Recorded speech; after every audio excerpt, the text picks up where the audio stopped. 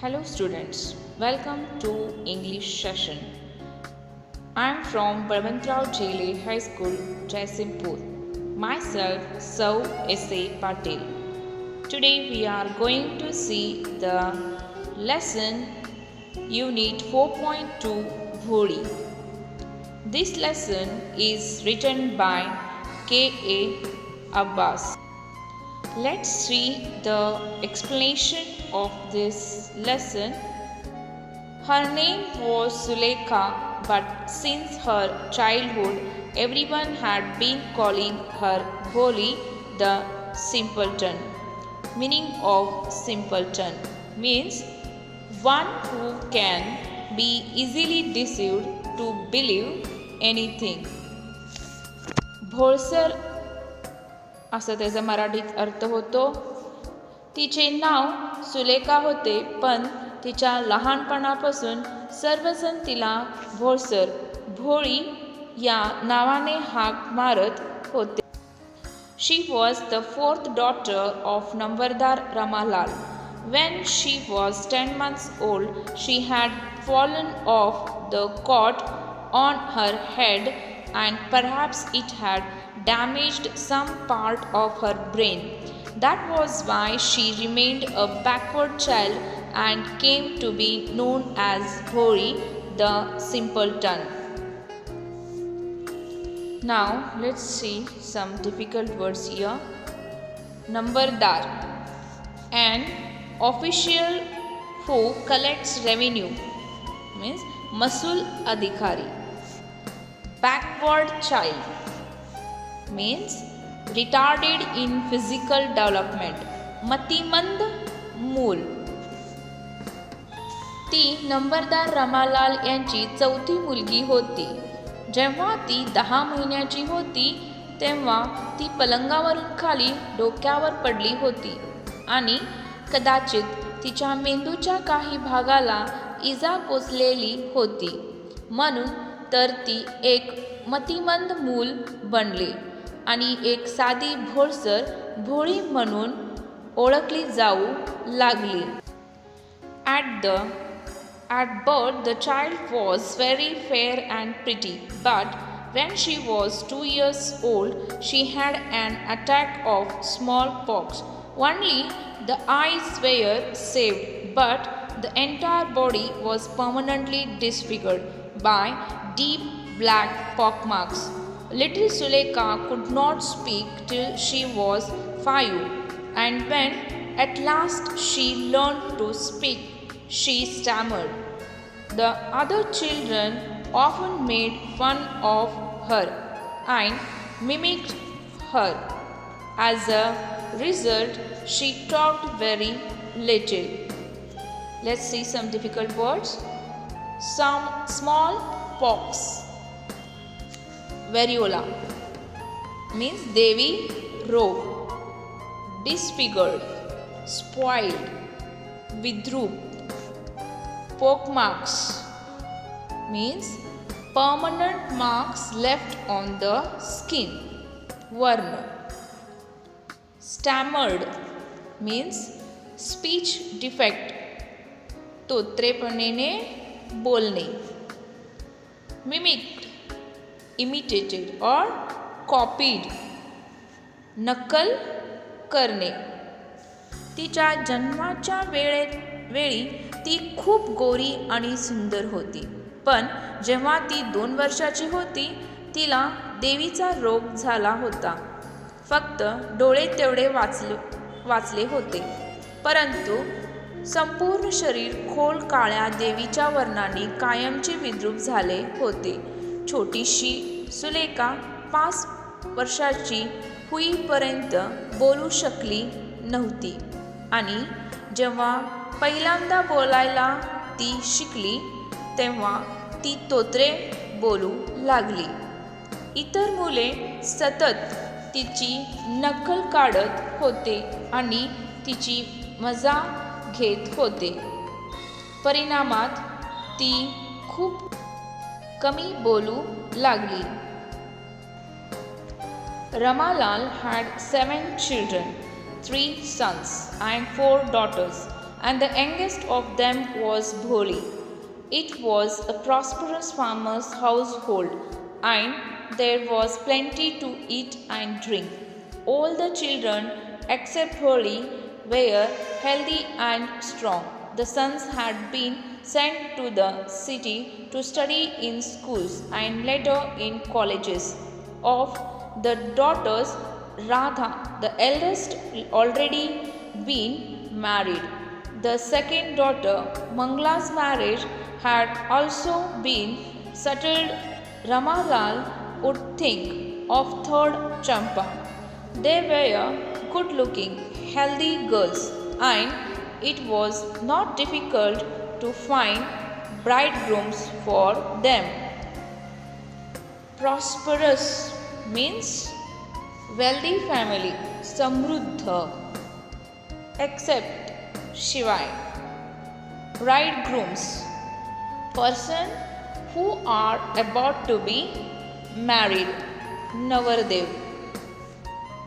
रमालाल यांना 7 मुले होती, 3 मुले आणि 4 मुली, आणि त्यांच्यापैकी सर्वात लहान होती ती भोळी. ते एक समृद्ध शेतकऱ्यांचे घर होते आणि तिथे खाण्यापिण्यासाठी पुष्कळ होते. भोळीशिवाय सर्व मुले धष्टपुष्ट होती. मुलांना शाळेत आणि नंतर महाविद्यालयात शिकवण्यासाठी पाठविण्यात आलेले होते. मुलींपैकी सर्वात मोठी राधा हिचे अगोदरचे लग्न झालेले होते. दुसरी मुलगी मंगलाचे लग्नही ठरलेले होते. रमालाल तिसरी मुलगी चंपा हिच्या लग्नाचा विचार करू लागले. त्या दिसायला चांगल्या सुशिक्षित मुली होत्या आणि त्यांच्यासाठी नवरे शोधण्यात अडचण झाली नव्हती. But Ramalal was worried about Bholi. She had neither good looks nor intelligence. Worried means चिंता. Intelligence means हुशार. परंतु रमालाल यांना भोळी विषयी चिंता वाटत होती. ती ना दिसायला चांगली ना हुशार होती. Bholi was 7 years old when Mangla was married. The same year, a primary school for girls was opened in their village. The Tahsildar Sahib came to perform its opening ceremony. He said to Ramalal, "As a revenue official, you are the representative of the government in the village, and so you must set an example to the villagers. You must send your daughter to school." Opening ceremony means उद्घाटन समारंभ. Representative, leader, प्रतिनिधी. मुलाचे लग्न झाले तेव्हा भोळी 7 वर्षाची होती. त्या वर्षी त्यांच्या गावात मुलींसाठी एक प्राथमिक शाळा उघडली होती. त्यांच्या उद्घाटन समारंभासाठी तहसीलदार साहेब आले. ते रमालालांना म्हणाले, "एक महसूल अधिकारी म्हणून तुम्ही गावातील सरकाराचे प्रतिनिधी आहात आणि म्हणून गावकऱ्यांपुढे तुम्ही एक उदाहरण ठेवले पाहिजे. तुमच्या मुलीला शाळेत पाठविले पाहिजे." That night when Ramalal consulted his wife, she cried, "Are you crazy? If girls go to school, who will marry them?" Consulted means discussed, सल्ला मसलत केले. Cried means मोठ्याने बोलणे. त्या रात्री रमालाल त्यांच्या पत्नीशी सल्लामसलत करू लागले. तेव्हा ती ओरडली, "वेडे आहात का तुम्ही? जर मुली शाळेत गेले तर त्यांच्याशी लग्न कोण करेल?" But Ramalal had not courage to disobey the Tahsildar. At last his wife said, I will tell you what to do. Send Bholi to school, as it is there is little chance of her getting married with her ugly face and lack of sense. Let the teachers at school worry about her. To disobey means to refuse to do. आज्ञा भंग करणे.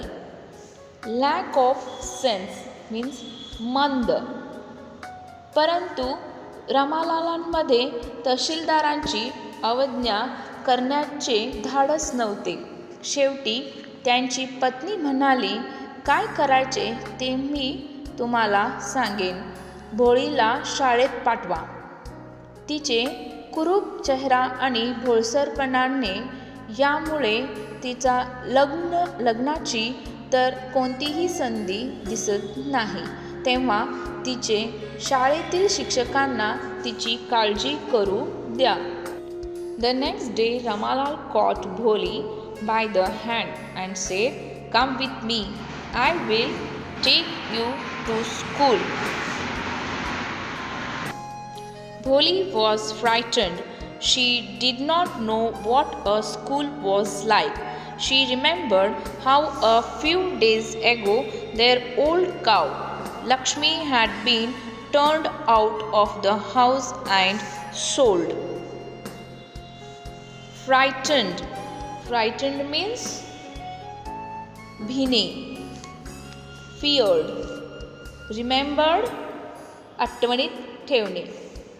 दुसऱ्या दिवशी रामालालांनी भोळीच्या हाताला हात पकडले आणि म्हणाले, चल माझ्याबरोबर, मी तुला शाळेत घेऊन जाईन. भोळी घाबरली होती. तिला शाळा कशी असते हे माहीत नव्हते. थोड्या दिवसापूर्वीच त्यांची जुनी गाय लक्ष्मी हिला कसे घराबाहेर नेले आणि विकले हे तिला Athawale. No, no, no, no, no, no, no, she shouted in terror and pulled her hand away from her father's grip. Terror means a feeling of extreme fear, bhayankar bhiti. Grip means holding tightly, pakad. No, no, no, nahi, nahi, nahi, nahi. ती घाबरून जोरात ओरडली आणि तिचा हात तिच्या वडिलांच्या तावडीतून ओढून घेतली. What's the matter with you, you fool? shouted Ramalal. I am only taking you to school. Then he told his wife, let her wear some decent clothes today, or else what will the teachers and other schoolgirls think of us when they see her? Decent clothes means सभ्य कपडे. मूर्ख कुठली, काय झालं आहे तुला? रामालाल ओरडले. मी फक्त तुला शाळेत नेत आहे. नंतर त्यांची पत्नीला सांगितले, काही चांगले घालणे योग्य कपडे आज तिला घालून दे, नाहीतर शिक्षक आणि शाळेतील इतर मुली तिला बघितल्यावर काय विचार करतील? New clothes had never been made for Bholi. The old dress of her sisters were passed on to her. No one cared to mend or wash her clothes. But today she was lucky to receive a clean dress which had shrunk after many washing and no longer fitted Champa. She was even bathed and oil was rubbed into her dry and matted hair. Only then did she begin to believe that she was being taken to a place better than her home. Mend means सुधारणे. Shrunk means to make smaller in size, आकसणे. Matted means entangled, विस्कटलेले. नवीन कपडे भोळीसाठी कधीही बनलेले नव्हते. तिच्या बहिणीचे जुने सदरेच तिच्यापर्यंत पोचत होते. तिचे कपडे दुरुस्त करणे आणि धुणे याची कोणीही पर्वा करत नव्हते. पण आज ती भाग्यवान होती, कारण चंपाला आता येत नसलेला आणि भरपूर धुणे झाल्याने आकसलेला एक स्वच्छ सदरा तिला मिळाला होता. तिला अंघोळ घातली गेली आणि तिच्या रुक्ष आणि विस्कटलेल्या केसांना तेलाने माखले गेले होते. तेव्हाच मग तिचा विश्वास बसू लागला की तिच्या घरापेक्षाही अधिक चांगल्या ठिकाणी तिला घेऊन चाललेले होते. When they reached the school, the children were already in their classrooms. Ramalal handed over his daughter to the headmistress, left alone the poor girl. Now, headmistress means मुख्याध्यापिका.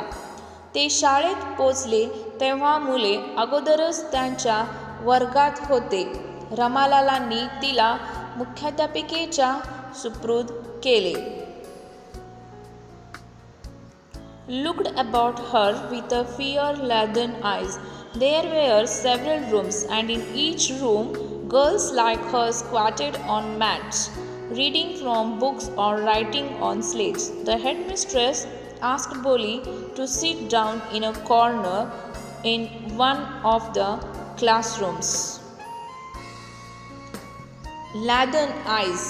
Laden means loaded, भरलेले. Squatted sat on their heels, ताटावर बसले. एकटीच राहिल्याने ती बेचारी मुलगी त्यांच्याकडे घाबरलेल्या डोळ्यांनी पाहू लागली. तिथे कित्येक खोल्या होत्या आणि प्रत्येक खोलीत तिच्यासारख्या मुली चटईवर बसल्या आणि पुस्तकात वाचू आणि पाटीवर लिहू लागल्या. मुख्याध्यापिकेने त्यापैकी एका वर्गात भोळीला एका कोपऱ्यात बसायला सांगितले.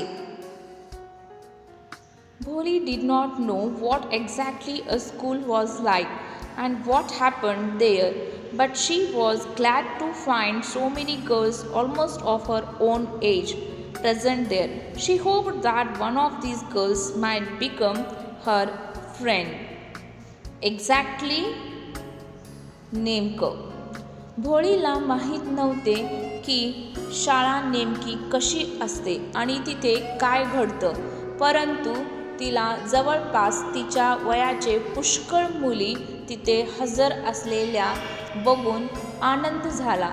तिला वाटले की त्या मुलींपैकी कोणीतरी तिचे मैत्रीण बनेल.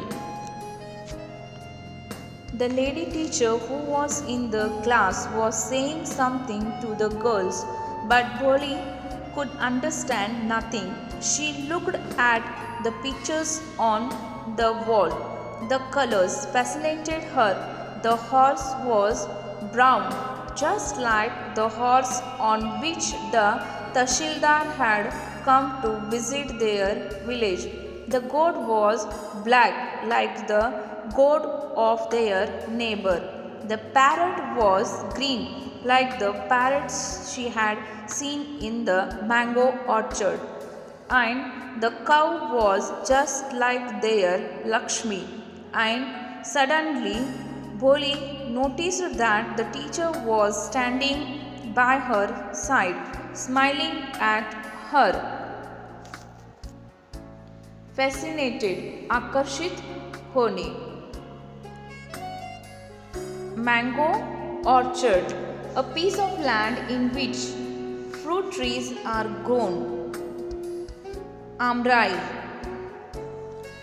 एक शिक्षिका ज्या वर्गात होत्या त्या मुलींना काहीतरी सांगत होत्या, पण भोळीला काहीच समजू शकले नाही. तिने भिंतीवरील चित्रांना पाहिले. त्यांचे रंग तिला आवडले.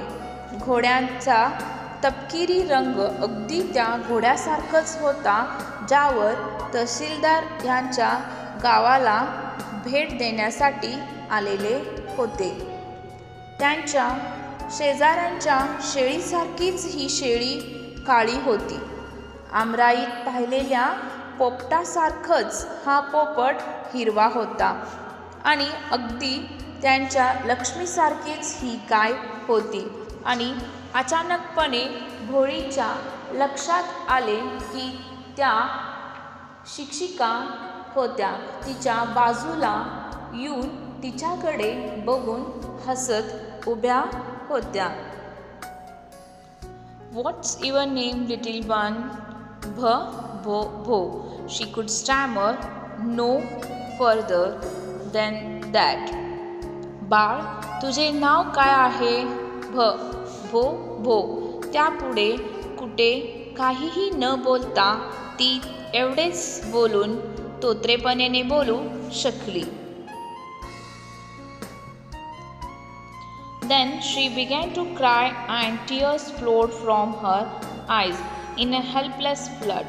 She kept her head down as she sat in her corner, not daring to look up at the girls who she knew were still laughing at her. In a helpless flood means uncontrolled flow of tears. अनियंत्रितपणे अश्रूचे ढळणे. मग तिने रडायला सुरुवात केली आणि अनियंत्रितपणे तिच्या डोळ्यातून अश्रू वाहू लागले. तिच्या कोपऱ्यात बसताना तिने तिची मान खाली घातली. वर त्या मुलीकडे पाहण्याचे तिचे धाडस झाले नाही, ज्या अजूनही तिच्याकडे बघून हसत होत्या हे तिला माहीत होते. When the school bell rang, all the girls scurried out of the classroom, but Bholi dared not leave her corner, her head still lowered. She kept on sobbing. Scurried, ran or moved away in a hurry. घाईघाईने निघून जाणे.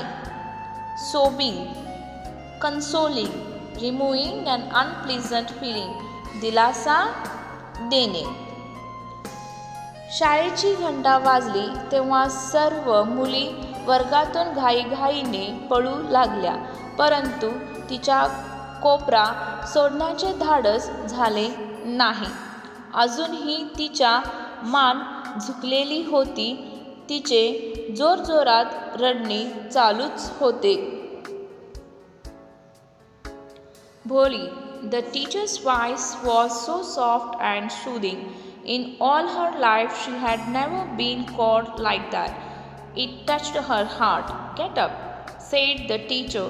It was not a command but a friendly suggestion. Bholi got up.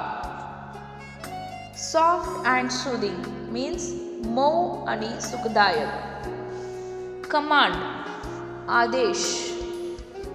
Friendly suggestion means to offer an idea or plan for someone to think about.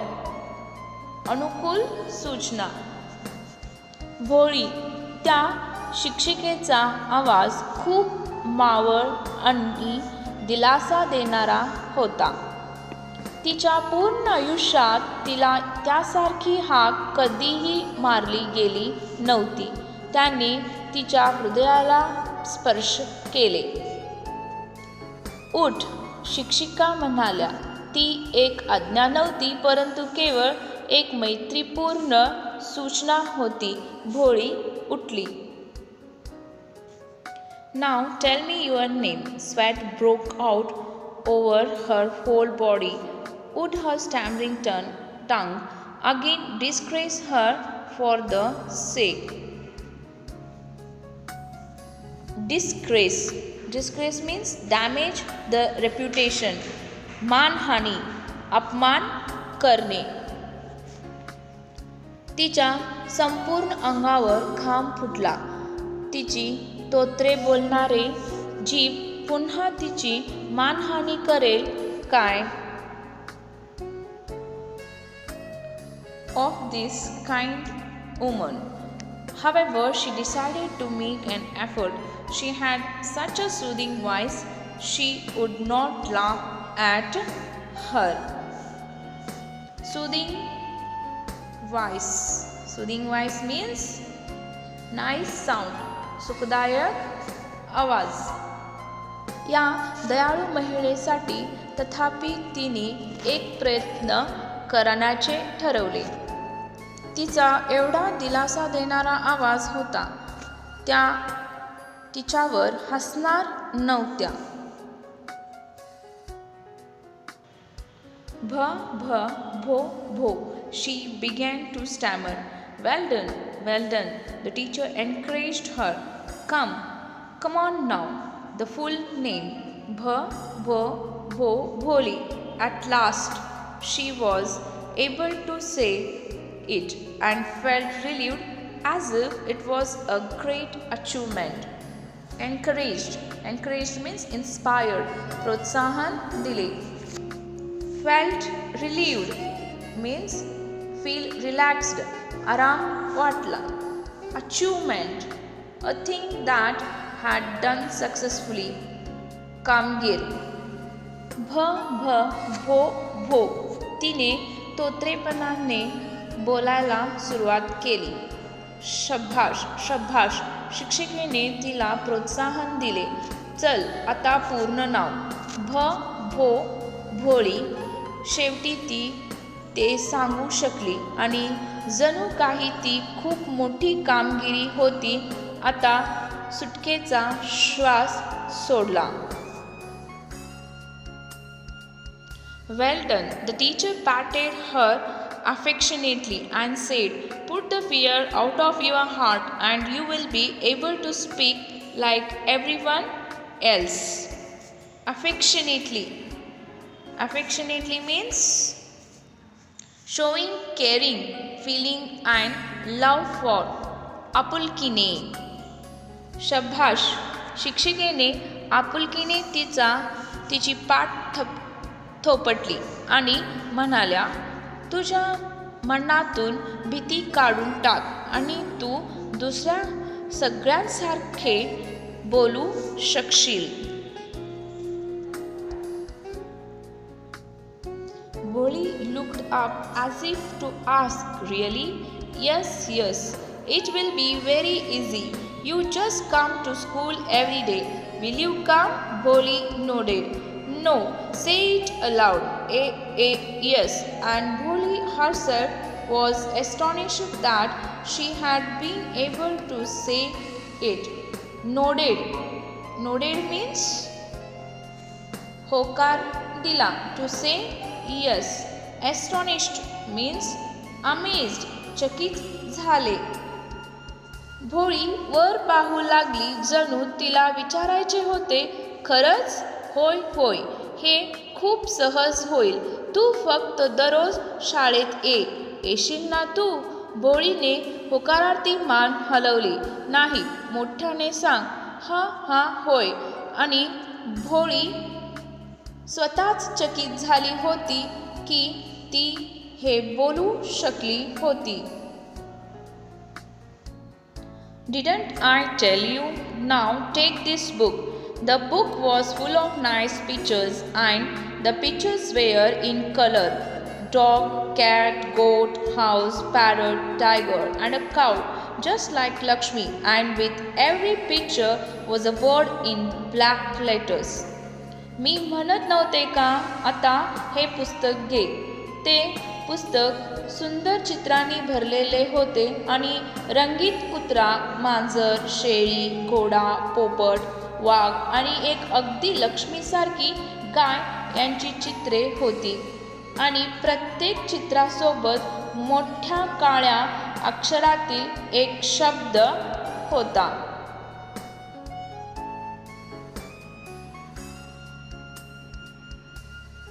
In 1 month you will be able to read this book.